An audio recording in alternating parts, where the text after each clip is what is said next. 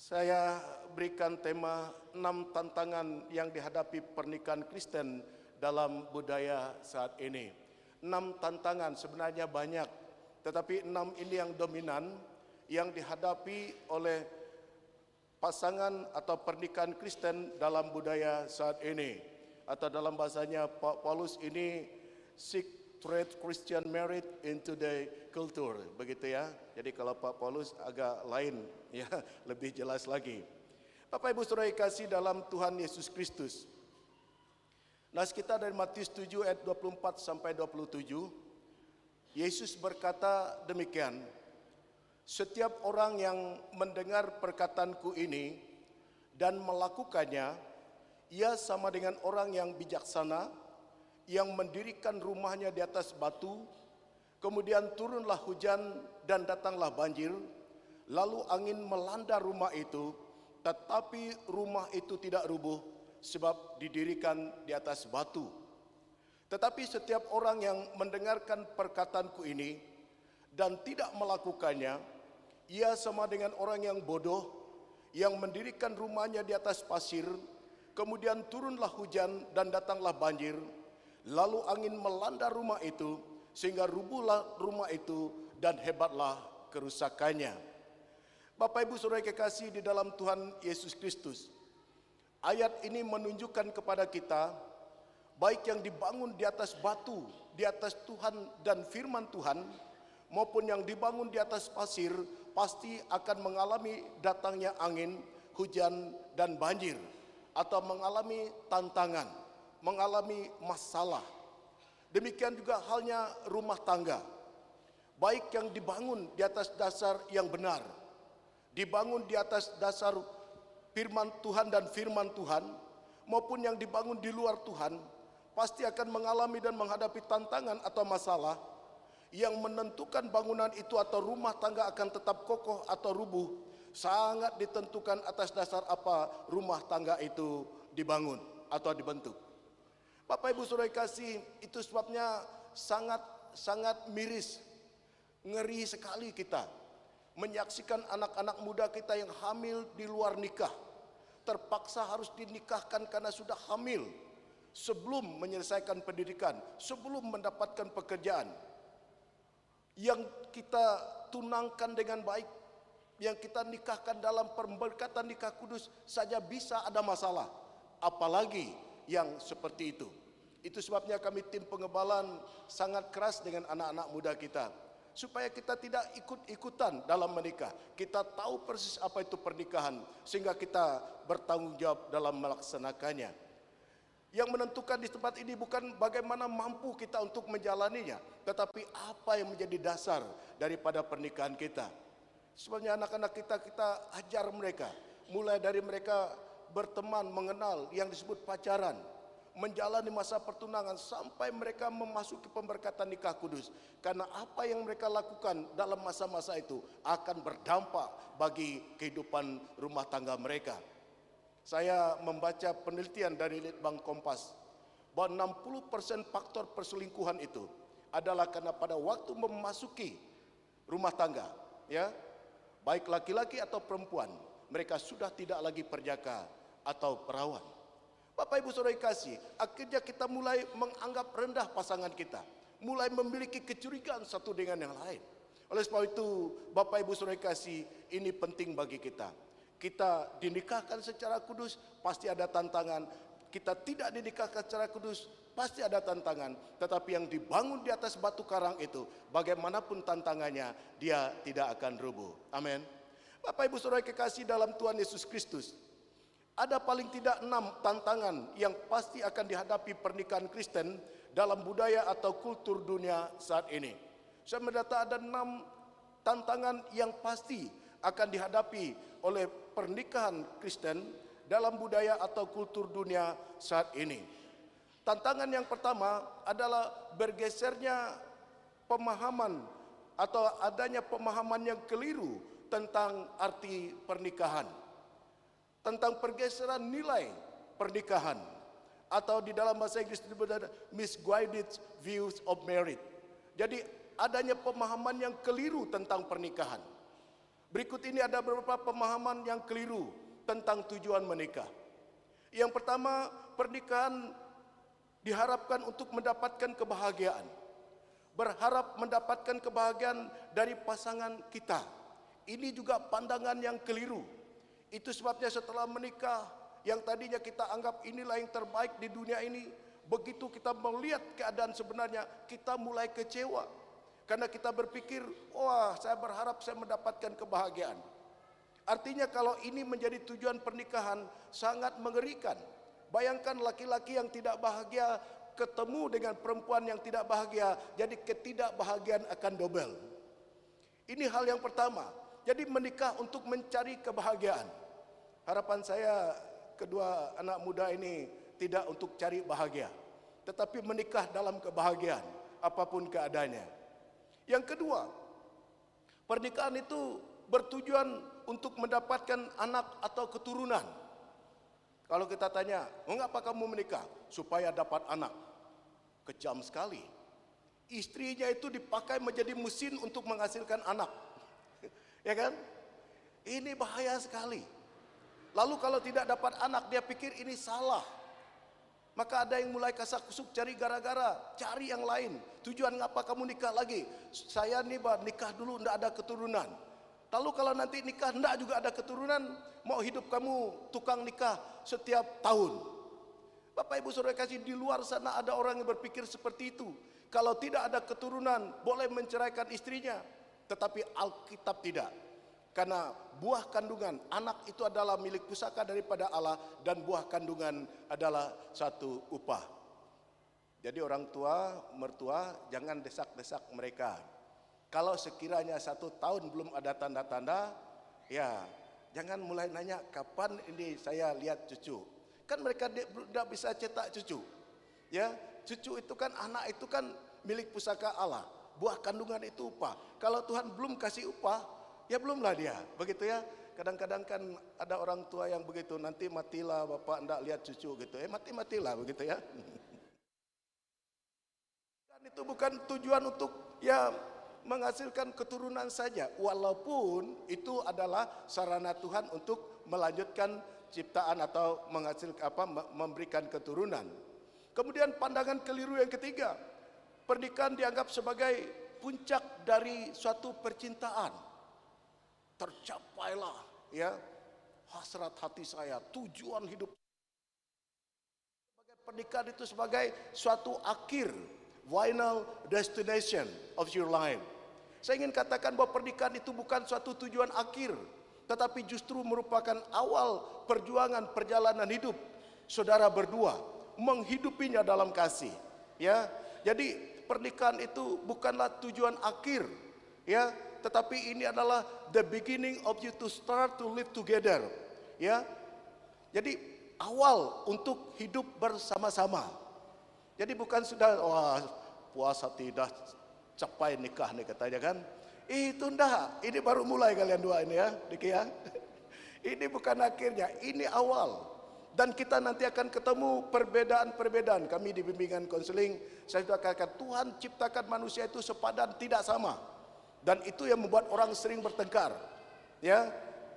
Lalu berikutnya, pernikahan sebagai sarana untuk melegalkan hubungan seksual ini berbahaya sekali. Ada anak-anak yang berapa tahun lalu ya, lebih 8 tahun lalu, ada ini justru mantan hamba Tuhan yang tidak lagi melayani. Saya baru pulang ibadah, ya, baru buka dasi, datang dia, Pak, nanti sore bisa enggak ke rumah? Saya bilang apa? Tuh Pak, mau doakan anak kami nikah. Wih, saya bilang, ngapa buru-buru begitu? Itu bapak tidak tahan lihat pergaulan mereka, Pak, takut terjadi apa-apa katanya. Bayangkan, ini belum nikah aja dan tidak tahan ini. Ini kan predator seks. Jadi jangan ada yang menikahkan anak hanya karena takut dia berzina. Ya, ini berbahaya sekali. Jadi pernikahan dianggap sebagai sarana untuk melegalkan pernikahan, mencari kepuasan seksual dalam pernikahan. Itu sebabnya hati-hati. Kadang-kadang ada juga pendeta yang latah bilang Bagaimana kita bisa memuaskan suami istri dalam hal seksual? Tidak akan puas. Ya, itu seksual itu bukan soal puas tidak puas, tetapi bagaimana kita memahami dan menghargainya. Ya kan? Itu. Jadi kalau di iklan-iklan itu kan ya obat, ya ramuan untuk memuaskan pasangan. Belilah itu. Puas enggak? Enggak juga. Begitu ya. Jadi pernikahan itu dianggapnya sebagai sarana untuk melegalkan hubungan seks. Ya, menjadikan seks sebagai tujuan dan ukuran kebahagiaan pernikahan. Hati-hati. Kalau itu yang menjadikan ukuran, Anda predator dan Anda tidak akan pernah puas. Ya, tidak akan pernah puas. Udah tua cari yang muda, udah tua muda cari yang sedang. Udah itu akhirnya apa? Gila sendiri. Ya, itu. Kemudian yang kelima, pernikahan sebagai cara untuk mendapatkan status sosial dan menghindari kesepian dan tekanan sosial. Jadi ada yang terpaksa menikah karena didorong-dorong oleh keluarganya. Setiap kali ketemu, apa kau nih dah 30, belum kawin-kawin. Datang lagi orang lain, mana teman kamu, kapan kau nikah? Ikut-ikutan lagi gembala. Kapan kau nih, itu udah nikah tuh. Memang apa urusannya? Ini kan bodoh sekali kita. Memang kalau dia nikah kita nyumbang berapa? Banyak yang menikah karena tekanan sosial begitu. Takut dianggap tidak laku, takut dianggap ya, dan macam-macam. Harapan saya jangan. Memang perlu menikah. Tapi saya ingin katakan, kamu tidak menikah, kamu tidak akan mati. Tetapi kamu salah memilih pasangan yang dinikahi, kamu bisa setengah mati. Mengerti maksudnya? Jangan kena tekanan sosial. Saya sih mendoakanlah anak-anak muda kita. Kita sih tidak doakan doa syafaat, Tuhan Yesus tolong supaya Tuhan berikan jodoh kepada bunga. Tidak ada. Tapi kita doakan mereka karena kita percaya selalu baik pada waktunya. Tetapi sebagai gembala saya tidak pernah mau mengganggu anak-anak kita. Ya, saya tidak mau. Saya akan ikut campur pada waktu mereka melaporkan kepada saya. Kadang-kadang mereka tertekan secara psikologi. Hanya duduk damping-damping kita dan mantap nih kau katanya. Gimana juga kita? Kalau dia nikah kita bertanggung jawab enggak? Enggak, paling ikut makan resepsinya. Bapak Ibu Saudara kasih. Ini kadang-kadang orang menikah yang di sana yang belum, jangan kena tekanan sosial ya. Kalau ada yang suka begitu beritahu saya. Dan kalau dia maksa jaminannya minimal 5 juta dia nyumbang. Bapak Ibu Saudara kasih, ya, seharusnya pernikahan adalah suatu awal kehidupan bersama untuk saling bertumbuh dan mendewasakan. Di dalam kasih melalui seluruh proses kehidupan dengan pimpinan dan kekuatan Tuhan.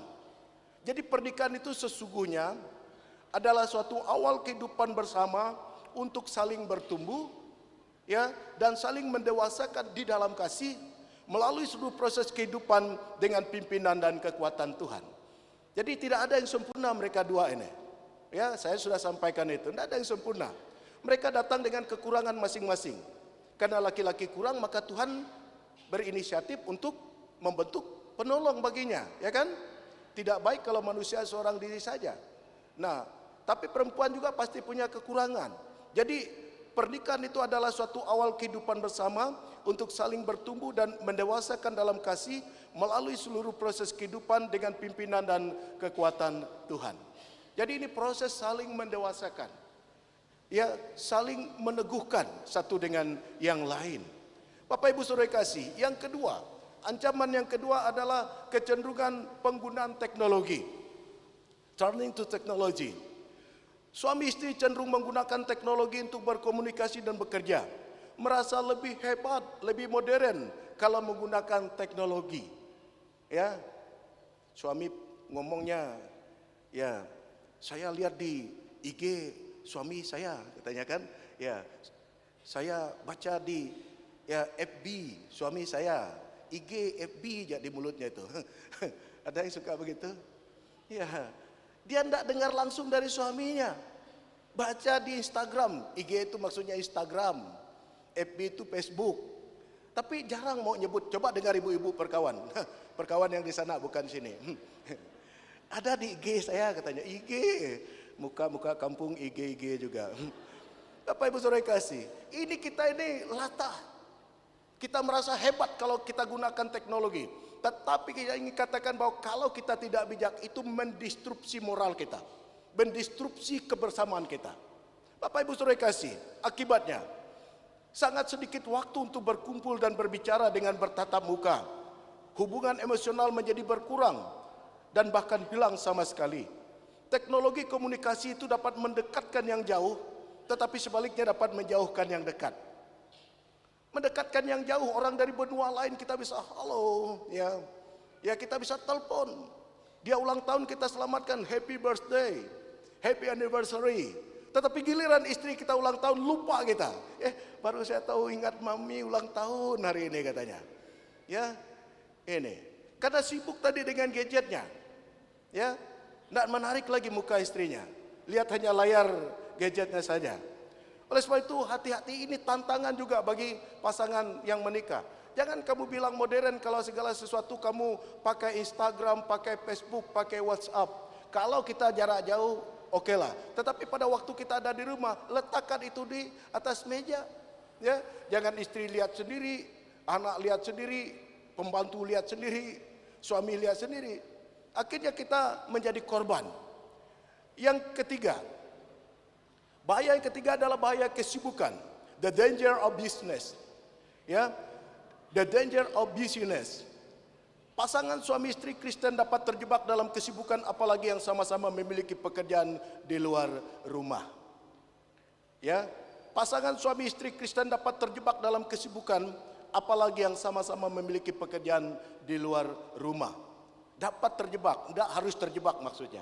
Ya. Pekerjaan di luar rumah menuntut untuk bekerja, menerima tamu, bertemu klien, makan siang, makan malam, ya kan? Jadi ada makan siang. Mami, saya tidak makan di rumah ya. Saya akan makan siang di kantor, di restoran ini. So, padahal dari pagi istri jadah nunggu dia nih kan. Dingin dah nunggu suami. Lalu suami bilang, mohon maaf tidak bisa makan siang. Saya makan siang di luar saja. Begitu ya. Itu. Ini kan bisa sakit hati juga istri. Maka saya bilang dengan teman-teman yang ada di sini, kalaupun kamu nemani tamu makan, ya pulanglah ke rumah. Kalaupun kamu kenyang, berdoalah bersama dengan istri dan anak-anak kamu. Bayangkan kalau istri masak dari pagi dah siapkan, menunggu-nunggu suami pulang, enggak dimakan. Dah kenyang saya. Kira-kira bagaimana rasanya? Giliran istri tidak masak, marah tuh suami. Begitu ya? Itu. Ini bisa jadi masalah hari ini. Faktor kesibukan. Kemudian dikatakan di sini, ya makan siang, makan malam, menjawab telepon, ya menjawab email, sehingga kehilangan banyak waktu untuk memperhatikan dan mengurus pasangan juga anak-anak. Ini ancaman yang ketiga, bahaya kesibukan. Orang pada sibuk. Suami ngaku capek di kantor, istri juga ngaku capek di kantor. Anak minta perhatian, sama-sama dikasih punggung saja, ya ngorok dia. Anak akhirnya cari hiburan sendiri. Nanti anaknya tidak seperti maunya bapak mama, marah juga mereka. Tapi mereka bilang sibuk, tidak ada waktu ngurus anak-anak. Hati-hati, tidak ada salah kita bekerja, tetapi pastikan jangan terjebak dalam bahaya kesibukan ini. Peringatan, tidak sedikit urusan keluarga terbengkalai dan anak-anak terlantar karena sibuk dengan pekerjaan. Hebat kita di luar, tetapi tidak sehebat di dalam rumah tangga kita. Kita dipuji-puji di luar, tetapi kita dicaci maki anak-anak kita. Begitu ya. Oleh sebab itu hati-hati dengan bahaya kesibukan. Yang keempat, kurang komunikasi. Tantangan atau ancaman yang berikutnya ini menjadi kurang komunikasi, lack of communication. Kurang komunikasi membuat suami atau istri masing-masing memelihara dan mempertahankan kebiasaan dan keinginan masing-masing. Ingat, mereka dua sama-sama bawa bawaan masing-masing, tabiat, kebiasaan. Kalau kita tidak berkomunikasi dengan baik, kita merasa bahwa kita yang paling benar. Berharap pasangan mendengarkan dan memahami perasaan yang dan keinginannya. Saya ingin istri saya mengerti saya, bah. Saya ini kan sibuk, saya ini kan banyak tugas. Istri juga bilang, saya ingin suami itu mengerti saya, bah, Pak Gembala katanya. Ingin suami dengar saya, begitu. Nah, hanya untuk dengar aja suami biasanya tidak ada waktu, begitu ya. Ngomong dengan istri sambil jalan ya. Ya, istri mau bilang, papi, bisa enggak ngomong sebentar? Sibuk bapak nih. Ya, ngapa? Ya, cepatlah katanya. Akhirnya istri yang mau ngomong tadi itu enggak ngomong dia. Ngomongan kucingnya. Bapak Ibu Saudara kasih. Mereka merasa benar dengan pemikiran masing-masing. Ya, akhirnya saling tuduh, akan muncul praduga dan penafsiran yang negatif terhadap pasangannya. Begitu suami berangkat buru-buru, istri bilang, kok berubah ya, ini Bang Diki ini, padahal dulu ramah waktu pacaran tuh, kita ndak ngomong, dia ngomong, sekarang udah jadi suami, kita mau ngomong, dia juga ndak no. Mulai dia pikir, jangan-jangan, jangan-jangan, itu begitu ya, itu. Jadi ada perubahan, ada muncul praduga dan penafsiran yang negatif terhadap pasangannya. Untuk menghindari itu, bangunlah komunikasi yang baik, terbuka satu dengan yang lain. Ya, itu yang kita sampaikan dalam bimbingan pranikah kepada anak-anak muda kita. Yang kelima, hari ini orang begitu mudah mengucapkan kesetiaan. Ya, nanti kan janji setia sampai maut memisahkan, waktu sehat atau sakit, senang atau susah, ya kan, kaya atau miskin, begitu ya. Itu mudah sekali, tetapi tidak gampang untuk melakukannya. Ya, dalam bahasa Inggris dikatakan unraveling unfaithfulness, artinya mudah untuk menyatakan ketidaksetiaan. Ngomong setia mudah, tapi mudah juga untuk menyatakan tidak setia. Dengan kemudahan teknologi komunikasi saat ini, sangat mungkin membuat pasangan suami istri untuk secara tidak sadar, tidak disadari, memperlihatkan ketidaksetiaan dengan menghubungi atau mengingat mantan pacar atau teman lama. Ya kan? Hati-hati dengan yang grup SMA, grup SMP, grup apa. Saya dimasukkan di grup, tapi saya tidak pernah komen di situ. Karena yang dibuat ini, ini dulu pacarnya ini, mantan ini dan sebagainya di situ. Ini dengan teknologi hari ini. Lalu mulai kita coba-coba ini kan, lihat Facebooknya, tanya bagaimana kabar suami, anak, istri. Mulai istri mau lihat nih, nampaknya udah mulai terbagi dua ini gitu kan. Ya, ditanya ngapa kamu gitu? Itulah cinta pertama saya begitu. Lalu yang ini cinta keberapa? Cinta ke-6 begitu sampai hati. Ngapa kamu nikah kalau cinta ke-6? Maka saya kalau konseling saya tidak akan buka-buka. Pokoknya hari ini kalaupun kamu punya segudang pacar yang lalu, pastikan yang ini yang terbaik dan jangan pernah kita sentuh yang lalu. Kalau tidak siap jangan nikah dengan dia, begitu ya. Jadi jangan saling gugat nanti. Kau katanya dulu pacarnya si Anu itu benar enggak? Benar enggak? Gitu kan. Awal sih lembut, akhirnya lama-lama benar enggak? Ngaku dah kau katanya. Gimana juga? Ada yang suka memprovokasi orang ini. Saya tahu ini dulu pacarnya nih, Pak Yusni pacarnya si Anu dulu tuh. Mati kita. Ini kan memprovokasi, nama provokator. Orang sudah duduk manis, enggak lagi ingat begitu. Memang mungkin benar. Ya, saya paling tahu sebenarnya, tetapi saya tidak pernah ngomong begitu. Kan ini kan sudah ada istri, sudah ada anaknya. Lalu anaknya bilang, ternyata bapak playboy juga ya. Apa ibu saudara kasih, jangan mau macam-macam seperti itu. Kadang-kadang kita tidak sadar, hanya untuk sekedar mengingat nostalgia, mengingat teman-teman lama, mulai kita kontak-kontak, akhirnya ketemu di darat, begitu ya. Kalau di Pino, ya tidak enak dengan istri di Pontianak aja katanya kan. Mulailah ya selingkuh dalam roh. Kemudian dikatakan di sini mengidolakan film atau artis atau atlet tertentu. Hati-hati juga. Ya kalau dia sama sejenis ya. Tapi kalau lawan jenis, tiba-tiba saya pasang poster Agnes Monica atau Ayu Ting Ting atau apalah namanya di dalam, apa ndak buat istri uring-uringan.